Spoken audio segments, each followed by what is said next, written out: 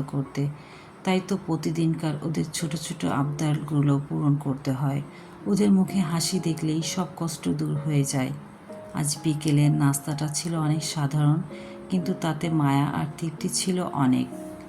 বিকেলে বাসার পাশে টি-মার্টে গিয়ে ব্রেড আর আইসক্রিম নিয়ে আসলাম, সাথে মোজরেলা চিজও নিয়ে আসলাম। বিকেলে বাহিরে বাচ্চারা খেলাধুলা করতে পছন্দ করে। প্রতিদিন তাই চেষ্টা করি ওদেরকে একটু বাইরে থেকে ঘুরিয়ে আনতে। আর ছোটজন আইসক্রিম খেতে পারছিল না, তারপরও ওর বোন তাকে আইসক্রিম খাওয়া শেখাচ্ছিল।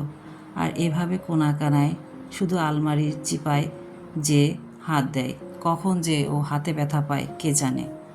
দুটো ডিম দিয়ে সামান্য চিনি আর দুধ দিয়ে ফেটে ব্রেডে মাখিয়ে তাতে সামান্য গরম তেল দিয়ে উল্টে পাল্টে আজকে স্যান্ডউইচটা তৈরি করলাম। সামান্য একটু মোজরেলা চিজ দিয়ে ইন্ডাকশনটা অফ করে দিলাম। সুন্দর একটা সফটনেস ভাব চলে এসেছে এবং খেতে অনেক সুস্বাদু হয়েছে। আর ওদেরকে সেটা খেতে দিলাম। খেয়ে তো অনেক খুশি, বলল, মা এমন নাস্তা প্রতিদিন করে দিও। নাস্তা বানানোটাও তো বিষয় না, কিন্তু বানাতে গেলে অনেক সময় লাগে।